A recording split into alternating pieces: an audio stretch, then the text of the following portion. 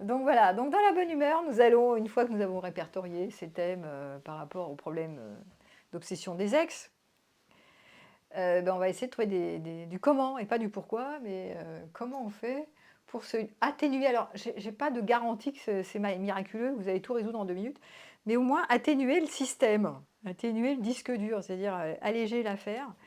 Parce que la love affaire, comme on dit, c'est une vraie affaire. Ça peut vraiment être monstrueux. Ça peut vraiment prendre la tête. Donc, on va reprendre les thèmes un par un et vous allez, avec moi, ensemble, nous allons trouver des idées qu'il faudra peut-être après mettre en pratique parce que le changement ne se fait que dans la pratique. Franchement, c'est des petits pas. Des fois, c'est pas grand-chose. Mais si vous ne le faites pas, ça ne marche pas. C'est très pragmatique. Moi, je suis très pragmatique. Hein. Donc, théorie, action. Hop, on descend sur le terrain et on fait ce qu'on a dit qui était une bonne idée. Et si on ne le fait pas, ça reste un vœu pieux et ça ne marchera jamais. Donc, premier thème, c'est quoi? Fascination. Ah, la fascination. J'ai dit, il n'y a pas de limérances sans fascination. Alors ça, c'est sûr et certain. Donc, fascination, idéalisation, même combat. Admiration, là, comme ça, en mode béatitude. Hein. Ah, je suis baba. Comme il est à l'extraordinaire.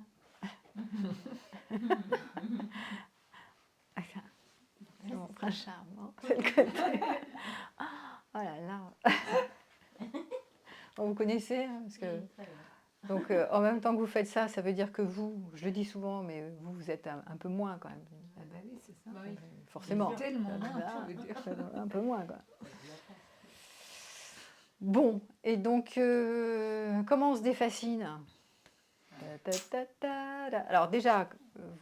On essaie de trouver des défauts à l'autre quand même, parce qu'il en a Ouais, forcément. ouais, et puis on se défascine. Attention parce qu'on n'a pas tous les mêmes endroits de fascination. Ouais. Il faut déjà vous questionner sur quels sont vos endroits de fascination. Parce que par exemple, moi je suis fascinée par les personnalités mystiques. C'est mon truc, depuis toujours. Pourquoi? Parce que mon père était branché ésotérisme, spiritualité, tout ça. Donc du coup, j'ai pris que des mystiques brillantissimes, machin. C'était mon endroit de faille en fait. Mais je ne l'avais pas vu, je le savais un peu, mais le jour où on me l'a pointé, on m'a dit ouais, mais là, tu es complètement fasciné, c'est un gouffre pour toi. La réussite, voilà, ça peut être la réussite sociale, des hommes de pouvoir. C'est forcément une faille C'est une faille quand tu sois fasciné à un endroit spécifique. Oui, c'est une faille. Ouais. Parce que pour moi, ça va être les personnalités mystiques, les gourous. Toi, ça va être... je sais pas, les mecs... la réussite sociale. La réussite sociale, les mecs qui ont du pognon ou qui ont un super poste à responsabilité. L'autre, ça va être une fascination pour les hommes politiques. L'autre, pour les médecins. Je sais pas quoi. Ah, tu peux avoir une fascination pour le physique, pour l'esthétique. Et là, tu es mal aussi, tu vois, parce que là, c'est une faille. Parce que là, tous ceux qui se... Des fois, ils sont beaux, ils sont complètement nazes, mais ils sont creux. Ou là, les femmes, pareil. Mais c'est pas grave, t'as comme ça. La sensibilité, l'authenticité. Oui, ça peut être des... Voilà, tu es fasciné par des qualités d'authenticité et tu vois pas du tout tu vois pas l'autre face, la face nord. Ouais. Ben non, parce qu'il y a toujours une face... Oui, tu vois là, comme ça. Tu vois pas la partie sombre de l'affaire. Et donc, ça te met en face. Quand tu connais ton endroit de fascination, tu commences à te retourner, à dire, attends, regardons bien en face. Je suis fascinée par ça, déjà, c'est un piège. Et de deux, je ne vois pas la face nord, en fait.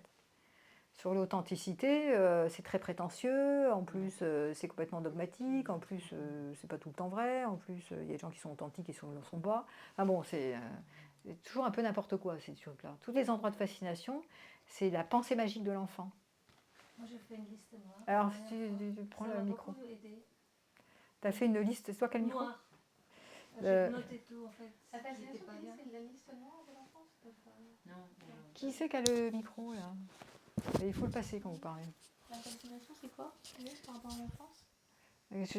La fascination, c'est la pensée magique de l'enfant, de la petite fille ou du petit garçon. Ça renvoie à la pensée magique de l'enfant. Au conte de fées, au conte de fées. Que tu faisais quand tu étais petite, Ouais, mais qu'on a gardé en nous, parce qu'il y a toujours un enfant intérieur en nous jusqu'à la fin de notre vie. Et c'est dans cette part de toi qu'il y a cette pensée magique qui continue de s'actualiser par un stimulus, en fait. Oui, c'est vrai. Tu vois. La recherche de quelqu'un de gentil, quoi, aussi. C'est Euh, top. comment- Gentil, la gentillesse, ça en fait partie aussi. Dans la Enfin, fascination.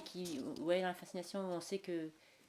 Bah, si tu as été carencée petite par quelqu'un qui était pas assez gentil, tu vas chercher un gentil. Ouais. Fasciné par un gentil, Ouais. soi-disant gentil. Oui, Tu vas voir qu'il n'est pas si gentil que ça, mais tu es fasciné par.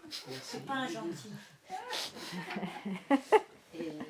La preuve, il n'est pas gentil, il souffre. Ouais, c'est vrai. Mais tu vas croire qu'il est gentil, tu vas être fasciné. La fascination, c'est vraiment. Je suis persuadée que ceci est vrai et je vois pas le reste. Je vois Oui, pas que c'est oui, pas non, vrai. mais En c'était fait. le Je côté me droit, mens, moi. ouais, C'est ouais, de ouais. l'automanipulation. C'était La l'authenticité. fascination, c'est sûr que c'est vrai. T'es là, ah oui, c'est vrai. C'est tellement vrai. La preuve, regarde des copines, regarde, c'est vrai. Bah oui, c'est vrai, mais non. Enfin, ouais, mais c'est dur de se rappeler tout ça à chaque fois. De quoi? Quand on est confronté à l'autre, se dire Non, mais T'as plus les- tu. Bah, là, on est en train de le décortiquer, Ouais, mais ouais. maintenant, Non, mais c'est tu vrai, sauras. Non, l'intérêt de ce qu'on est en train de découvrir ici, c'est que quand tu commences à être très passionné hein, et dans les états d'état amoureux, tu as un état de fascination en général. Donc la question que tu peux te poser, par quoi je suis fascinée? ouais. Mm. Et c'est tout. Tu vas trouver. Ce qui ne veut pas dire que c'est pas sympa d'admirer son compagnon ou sa compagne, c'est tout à fait génial. Mm. C'est juste C'est que pas trop. admirer, c'est pas fasciner. Oui, il y a C'est le pas trop. te mettre comme ça. Oui, mais admirer, on peut et mettre l'autre sur un piédestal, c'est quoi alors? C'est de l'admiration, c'est de la fascination. Ouais, c'est de la Oui, fascination. bah, c'est la fascination, c'est différent de l'admiration, c'est un peu Ouais. plus élevé. C'est fasciné, c'est l'hypnose. C'est là, on veut plus. En plus, c'est faux. Donc, c'est une hypnose, tu ne peux pas t'en empêcher, c'est plus fort que toi. C'est Mowgli, le serpent. Là. On perd pied, quoi. La limite, c'est quand même difficile à. Oui, bah, vous trouverez la nuance. On prend le micro entre la limite de la fascination et de Faire l'admiration. micro, Loli. Vous trouverez, moi c'est mon vocabulaire, mais vous trouverez la nuance, c'est l'excès. Et donc, si cette faille, elle peut se travailler quand on est célibataire pour justement pas. Tout à fait. Tu vois dans tes ex ceux qui te fascinaient. Ben, ça y Comment tu est, t'es fait j'ai attraper vu. Et donc, du coup, je suis célibataire, je fais quoi là? Tu lâches la fascination, c'est malsain comme tout. Parce que tu t'arrêtes de te fasciner comme ça. Parce que c'est d'abord, tu sélectionnes un critère et un seul. Ici, si c'est la responsable, je sais pas quoi. J'aime bien les hommes qui ont un gros job. Voilà. Qui ont Ok, statut social. Ouais, statut social. Comme beaucoup de femelles dans Mais la... donc ça veut dire quoi qu'on va chercher Non, je quelqu'un ne suis de- pas commune. Oui, c'est ça. Qu'on va chercher quelqu'un à l'opposé de ça. Ça, c'est pas vrai. Parce qu'il y a pas mal d'enquêtes qui sont faites que pour la reproduction des gènes, les C'est femelles humaines courent derrière les hommes qui sont beaucoup plus diplômés Ouais. qu'elles et Non, qui mais ont ouais, des postes plutôt à responsabilité. Ouais, Et oui, mais par rapport à l'engagement et la reproduction aussi. ouais. C'est pas du tout étonnant. Mm. Donc c'est ok, c'est Oui, pas un oui, mais souci. complètement, je suis d'accord. C'est juste de voir que toi, pendant que tu fais ça, tu sélectionnes un critère Ouais. et tu vois pas, Non. tu vois pas le reste. Ouais. Donc c'est un peu aveugle comme truc. C'est une zone aveugle pour toi. Ouais, complètement. Mais C'est bien de maintenant, quand tu sais c'est aveugle, tu le rends moins aveugle. C'est ça le truc en fait. En fait, c'est la piste qu'on donne ici. Plus tu es consciente de tes mécanismes, plus tu leur donnes corps ou pas. Tu n'es pas obligé d'être fasciné comme ça. Moi, le jour où on m'a pointé que c'était vraiment une fascinée des gros, j'ai dit bon, écoute, lâche l'affaire, c'est vraiment une connerie. Mais tu n'importe gardes quoi. cette admiration-là. Je pour, peux le garder, mais du coup, c'est moins présent. Oui, pour c'est moi, juste parce que. que là, je parce me que- dis, bon, bah, c'est bon, Ouais. arrête de te fasciner, il n'y a rien d'exceptionnel, arrête de raconter n'importe quoi. Je me raconte n'importe quoi. Ouais. On peut le garder, mais en étant vigilant aussi. Et bien sûr. sur, Vous êtes sur beaucoup les plus aveugles. conscient de ce qui vous rend prisonnier, en fait. Mm. Donc, vous le remettez à sa juste place. Pour ça, je disais admirer, c'était pas être fasciné. Mm. Fasciné, tu cours derrière. Ouais, on perd sa liberté, là. Bah, tu perds tout, tu perds ta liberté, tu te défascines de toi. Mm. Plus je me fascine de l'autre, plus je me défascine de moi-même. Hein. Je suis désolée, mais c'est en quoi c'est extrêmement malsain.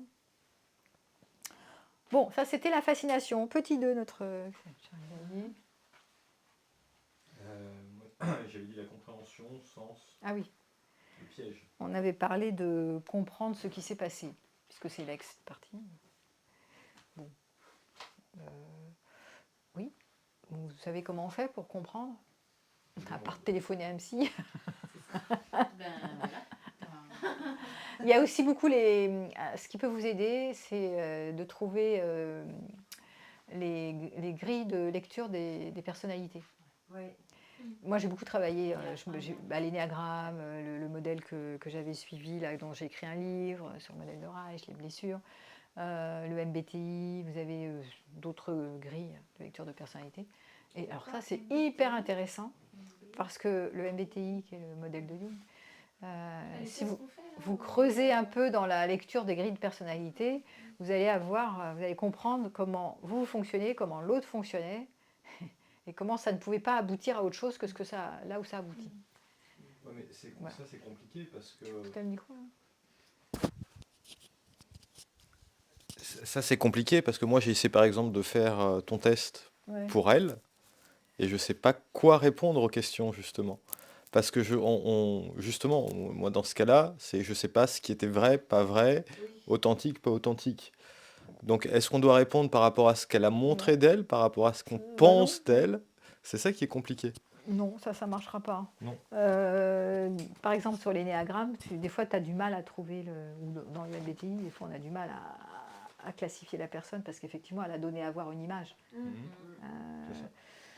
Donc, il faut vraiment bien connaître l'autre ou que l'autre se mette elle-même qu'elle se reconnaisse dans telle classification. Plus facile. Mais même moi, je suis sûre qu'en 5 ans, j'ai pas le même test de personnalité. Oui, non, ça c'est vraiment parce que vous n'avez pas creusé le modèle. Quand vous êtes sur un modèle et que vous bossez dessus, C'est vrai. ça marche. Faut pas juste survoler le modèle en 2 minutes et demie. Ok. C'est des formations. J'ai mis, je sais pas, sur l'énéagramme, je me suis formée en 10 jours, 12 jours, un truc comme ça. Donc une fois que tu maîtrises le modèle, ça va. Le MBTI, c'est long quand même. Mais voilà. Mais ça peut être une source d'information intéressante pour comprendre, pour avoir les codes en fait. Et surtout, ce qui apaise un peu le cerveau, c'est de voir que l'autre ne pouvait pas faire autrement. Ni toi non plus, d'ailleurs. Parce que vu votre fonctionnement, vos conditionnements, vos manières de voir les situations, vous ne pouviez pas voir les choses différemment. Un point, c'est tout. Bah, sauf si on savait ça avant et qu'on était capable de vouloir ne pas rentrer là-dedans. Ouais, mais en général, quand c'est un ex, c'est que ça a chuté. Il y a une chute. C'est quoi le MBTI, s'il te plaît? C'est un modèle de lecture de personnalité en 12 profils. Ça marche super bien, c'est hyper puissant. Et d'où l'importance de. Alors, tu prends le micro si tu veux parler. D'où l'importance, du coup, peut-être, avant de démarrer une relation, mais encore faut-il que l'autre soit patient, de se questionner et de prendre le temps de se découvrir, de se questionner sur ses attentes et. Non? Mais est-ce Alors, ça, qu'aujourd'hui. c'est tout au long de la relation, c'est pas juste au début. Oui, hein, mais c'est pour ne pas l'engager éventuellement, si. Oui, tout à fait. Ah oui, oui. Mais ça arrive jamais dans la vraie vie. Si, peut-être à force de faire des expériences comme ça douloureuses, tu peux commencer à. Ah oui, là j'en suis à mon 5e rendez-vous sans investiguer, sans qu'il soit rien passé. Ce Tu qui... vois, sans être trop inquisitrice, mais Ouais. quand même de poser des questions sur c'est quoi l'engagement. Je disais en conférence, il y a 2 fois, c'est quoi l'engagement pour toi, c'est quoi le couple pour toi, c'est quoi. Tu peux parler de toi, de ta vision du monde. Hein. C'est quoi tes objectifs de vie, c'est quoi qui fait sens à ta vie, c'est quoi. Je sais pas, enfin, des questions qui te semblent importantes par rapport à la relation. C'est quoi l'amitié, c'est quoi l'amour, tu peux te poser plein de questions comme ça. Et du coup, en donnant du temps aux réponses de l'autre, sans jugement, hein, et en donnant de l'espace à tes réponses à toi, ben, vous vous approchez avec des informations de son univers, de son fonctionnement, de sa grille de lecture, en fait. Et ça peut être intéressant, effectivement. Mais tu remarqueras que ce sont des questions d'information. C'est quoi l'amour pour toi? C'est une question ouverte. Donc l'autre, il met ce qu'il veut dedans. C'est pas t'attends de faire un couple ou pas? Tu vois, ça c'est une question fermée.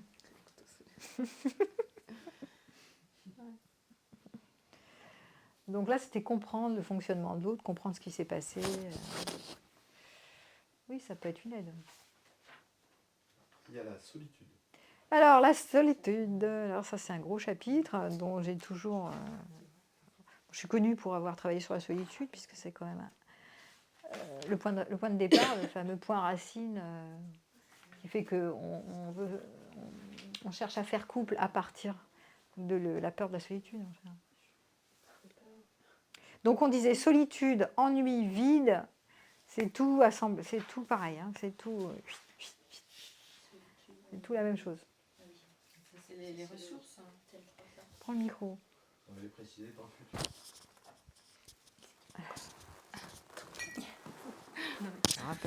Oui, c'est la question des ressources, diversifier, enfin, avoir Oui. soit d'autres relations, oui, des mais contacts tout à avec, fait. dans des activités qu'on développe, Oui, mais avant toute chose, ça veut dire que tu es d'accord de te colter la solitude. Voilà. Tu es d'accord avec l'idée. Qu'est-ce que je voulais La solitude, c'est-à-dire le célibat, la solitude.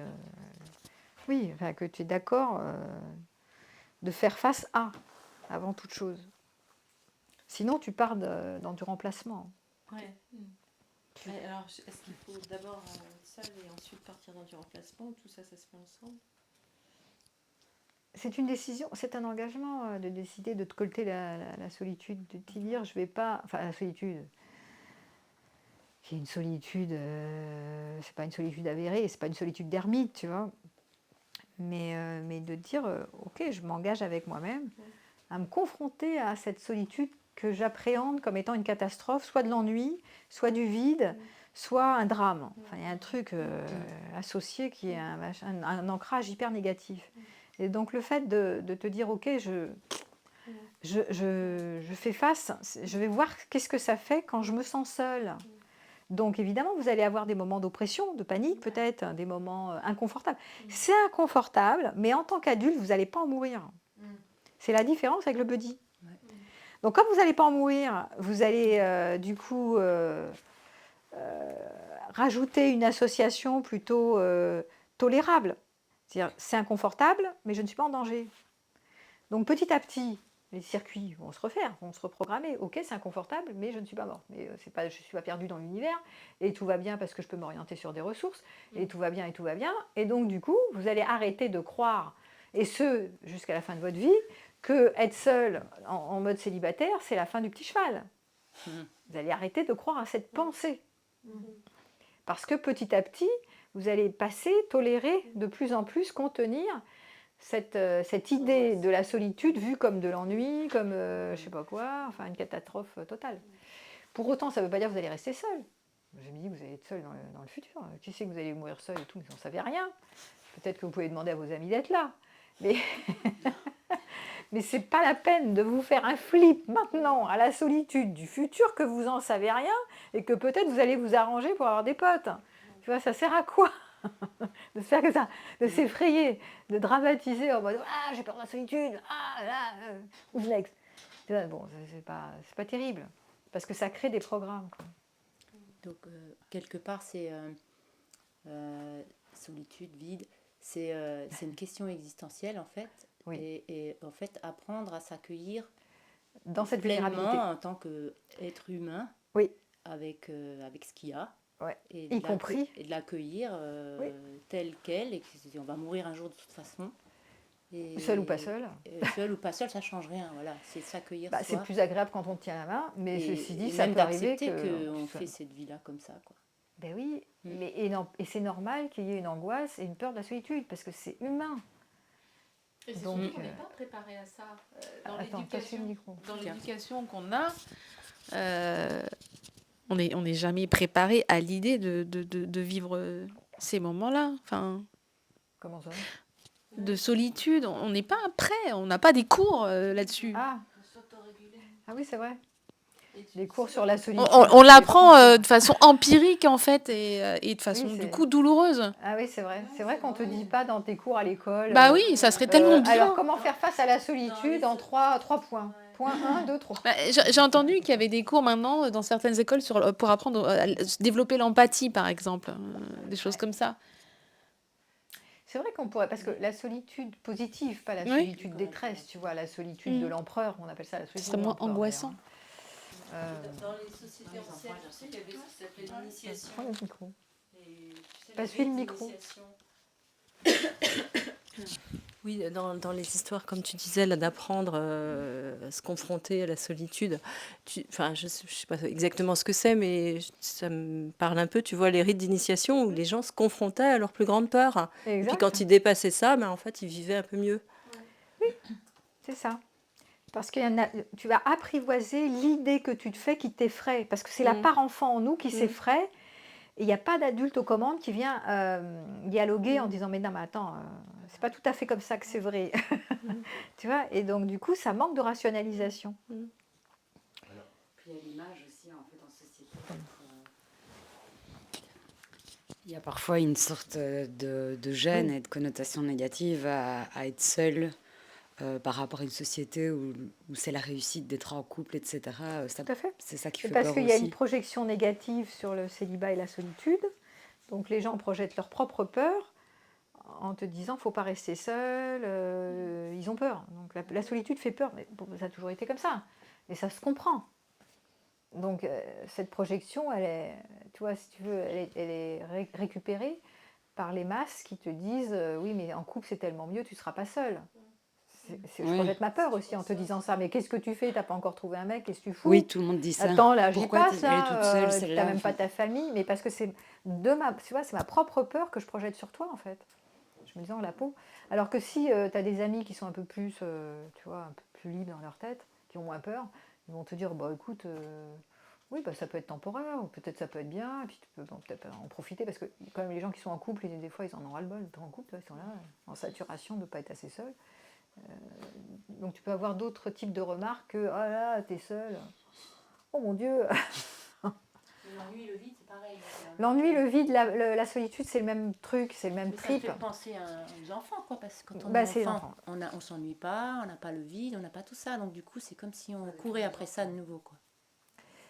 Alors, c'est l'impact des traumatismes qui crée le lien, l'association impuissance, solitude. Les enfants qui ne vivent pas, tant que tu ne vis pas des traumatismes liés à je suis seule et pas protégée, je suis seule et perdue dans l'univers, et je m'en sors pas, et je suis impuissant, ça va. Mais comme ça arrive à quasiment tous les enfants, donc il va y avoir un moment donné où tu vas avoir un reste, une trace de la solitude vue comme impuissance. Et l'ennui, c'est un autre point qui est... l'ennui, c'est le vide souvent, et c'est lié à un manque de stimulation, un manque de se sentir vivant. S'il n'y a pas assez de stimulation.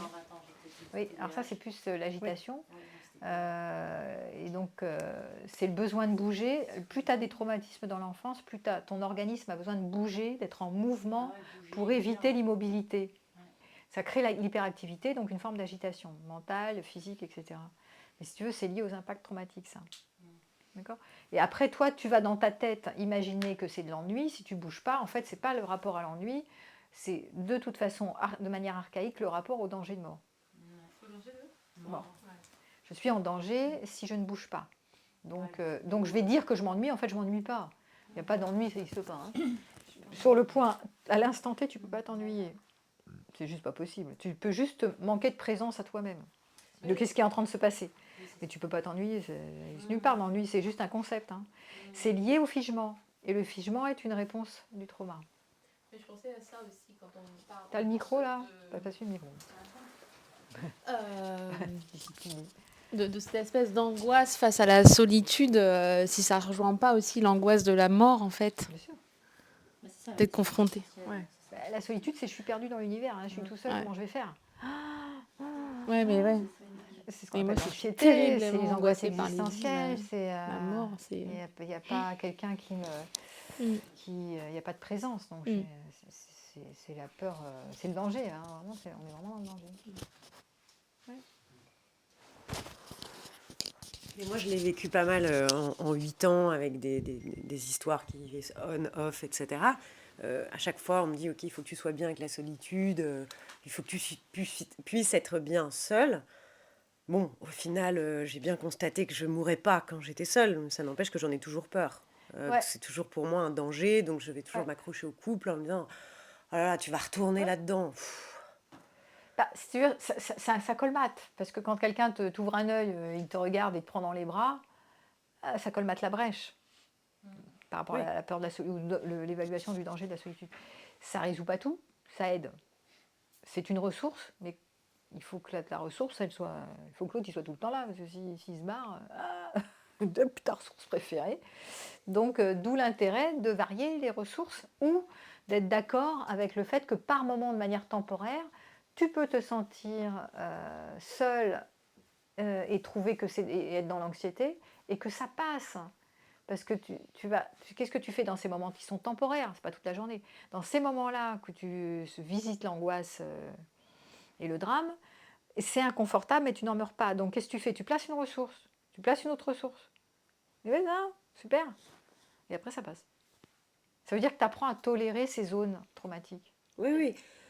On les tolère, c'est pas Ben pour oui. autant que ça devient quelque chose de confortable. C'est Ça, pas du coup, ça me confortable. fait toujours me Non, raccrocher quand même à avoir eh une ben, relation. arrête quoi. non, mais c'est important de voir que ça sera peut-être pas jamais confortable. Non. Et c'est pas grave.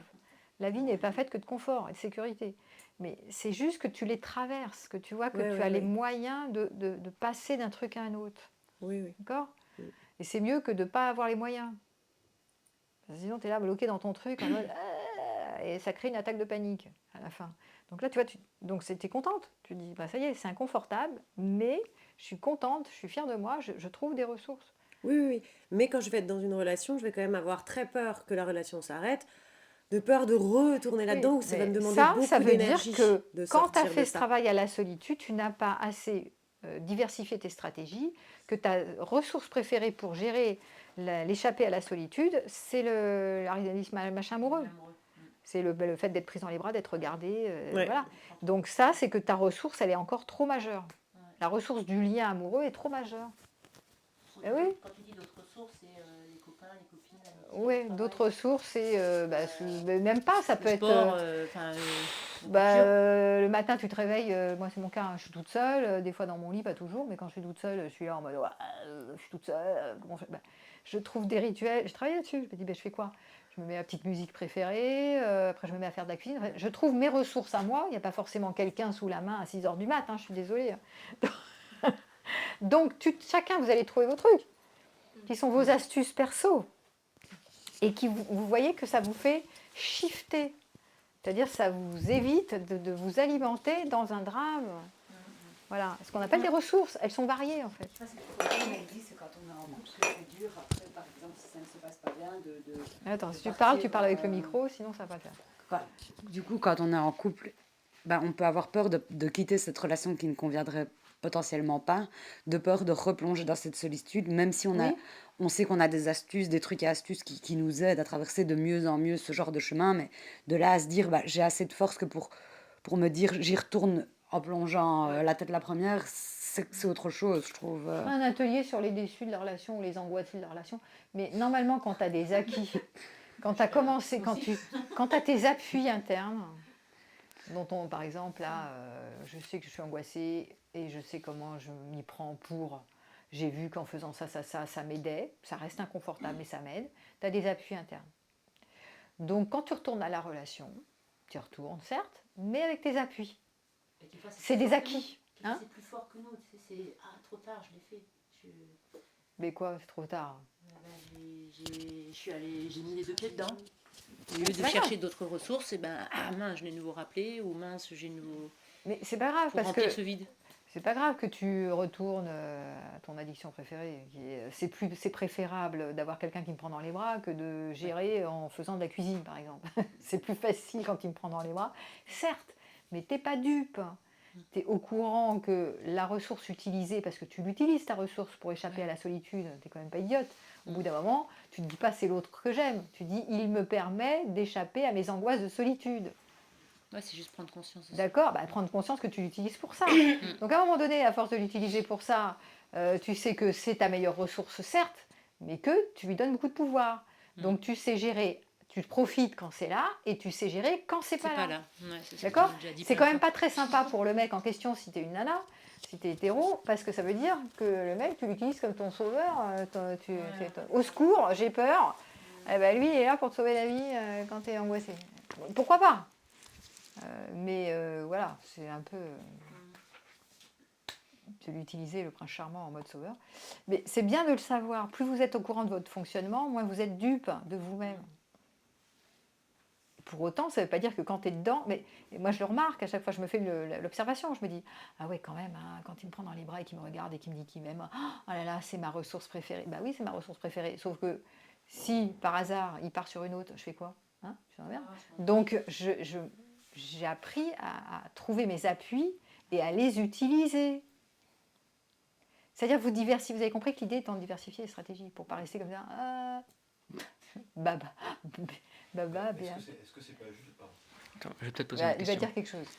Du coup, moi j'ai ce point 3 là qui me fait écho à une autre question.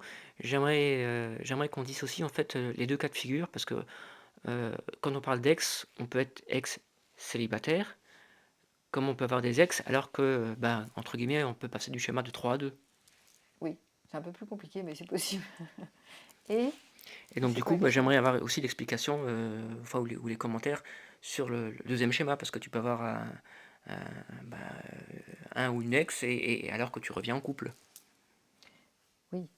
Parce que donc, attends, tu as une ex et que. Oui, tu reviens dans ton couple, ou tu n'as pas quitté ton couple, parce qu'il y a des gens qui sont. Je ne sais plus, il y en a dans le groupe là, qui sont avec des personnes mariées ou indisponibles, et qui sont sur deux histoires en même temps. Donc ça existe, que l'autre le sache ou pas. Et donc, l'ex, c'est pas ex, c'est pas vraiment un ex, vous êtes à plusieurs dans l'histoire. C'est ça. Oui. Je réponds à ta question, mais on n'a pas fini. Il y en a d'autres des thèmes. Juste pour finir sur la solitude, est-ce que c'est pas juste au final s'anesthésier? Parce que par exemple, oui, c'est possible de, je sais pas, binge-watcher une série ou aller. Mais est-ce que c'est pas juste en fin de compte distraire? Même pas un sparadrap ou. Enfin, c'est pire, c'est plutôt une dose de morphine qui. Ah oui, alors, c'est vrai, il y a série et série. Il y a comment tu regardes ta série? Pour l'exemple de la série. Parce que si tu te la mets en mode je suis dépressif, je me tape une série. Oui. Pour oublier, ou pour pas sentir, ou pour fuir. Effectivement, tu vois, moi je suis plus dans le rapport à l'enfant intérieur, c'est-à-dire comment je me fais plaisir avec ma série. Je la choisis sur le trait, tu vois, et je passe pas ma vie dans les séries. Tu vois, c'est la différence entre l'utilisation d'une ressource comme étant vraiment une anesthésie, comme tu dis, et ça peut être aussi une drogue, l'alcool, machin, enfin, je sais pas quoi, n'importe quoi d'ailleurs, peu importe, ou le rapport au plaisir. Au plaisir d'être seul. D'être seul ou de te regarder une série. C'est-à-dire que tu vois la différence entre je regarde une série, je m'abrutis, et je choisis la série qui va durer la soirée ou une heure, et ça va vraiment m'éclater, parce que ça va me faire plaisir maintenant. Parce que maintenant, j'ai vraiment besoin de me distraire et de m'amuser avec une série rigolote, par exemple. Tu vois la différence? Ah non, c'est pas du tout pareil. C'est pas du tout pareil. Et donc, pour moi, la sortie, ce que j'appelle les ressources, c'est pas des trucs d'abrutissement où je ne sais pas faire autrement que de m'abrutir avec une série ou de m'abrutir avec je sais pas quoi. Mais c'est plus un dialogue permanent avec ton enfant intérieur pour examiner de quoi il a besoin et de quoi il a envie pour se faire du bien en fait. Des fois ça va être téléphoner à une copine ou un copain, des fois ça va être rester chez toi tranquillement et te reposer, ça peut être écouter de la musique, ça peut être regarder une série, ça va être jouer de la musique, il y a plein de trucs qui peuvent te venir à l'esprit, mais qui sont plus en contact avec le besoin et le ressenti de l'enfant intérieur maintenant. Et oui, au lieu de le faire taire en s'anesthésiant le cerveau avec n'importe quoi d'autre. C'est ça. Ça s'appelle répondre à ses besoins, c'est un travail d'autoparentage, tu vois. Et parce que si tu interroges ton enfant intérieur, il va peut-être te dire je me sens seule ce soir, ou trop seule parce que j'ai pas vu assez de gens aujourd'hui. Tu lui demandes de quoi tu as envie. Il n'a peut-être pas envie de s'abrutir avec une série, il a peut-être au contraire envie de téléphoner à quelqu'un, ou d'aller au resto, ou de boire un café, tu vois. Donc, faut être resté connecté à soi, et pas au premier réflexe qui est peut-être qu'il n'y aura personne pour moi, je suis tout le temps tout seul, donc n'appelons personne, regardons une série et abrutissons-nous, tu vois. Parce que peut-être qu'en disant tiens, mais au fait, ma vraie envie de ce soir, si je m'écoute, ça serait de voir quelqu'un. Alors à ce moment-là, la stratégie adaptée, c'est de téléphoner à des gens pour éventuellement sortir. Voilà. Tu lui passes le micro. Après, j'ai pas oublié. Moi, je m'interroge là sur le. Quand on dit, du coup, comment c'était formulé tout à l'heure, qu'on a. Oh merde, je sais plus ce que je voulais dire. Oui, enfin, de dire, quand on est dans la conscience de. Je sais plus ce qu'on disait. Enfin, ça m'a pris. Non, de dire que. Je sais plus ce que je voulais dire, pardon. Mais d'avoir une forme de distance en fait à l'autre pour mettre de la conscience sur la relation. C'est un truc comme ça qu'on disait tout à l'heure. Du coup, comment on peut être à la fois authentique et laisser parler un peu son cœur si en même temps on doit être dans une espèce de confiance, de rapport à l'autre. Bon, ne te prends pas les pattes là-dedans. Tu as un temps pour la spontanéité et un temps pour la prise de recul, la de prise dire. de recul. Voilà, non. Bon, c'est pas si compliqué que ça. C'est juste qu'il y a un temps pour les discussions à froid et un temps pour vivre les choses. Ce que j'appelle moi des temps de régulation, tu vois. La régulation, dis-moi ce qui est pour toi l'amour, dis-moi ce que tu vois, ça c'est des temps de régulation. Ou dis-moi c'est quoi ce qui est important pour toi, donc c'est des temps de régulation. Et puis on vit un truc. Je veux dire, on va pas être tout le temps en mode, on se prend. Alors voyons, c'est quoi, qu'est-ce que tu ressens, qu'est-ce que tu penses, à quoi te. Bon, il y a des moments, il faut arrêter de s'introspecter le nombril aussi, tu vois. Voilà. Oui, c'est bon. Donc, attends. Alors,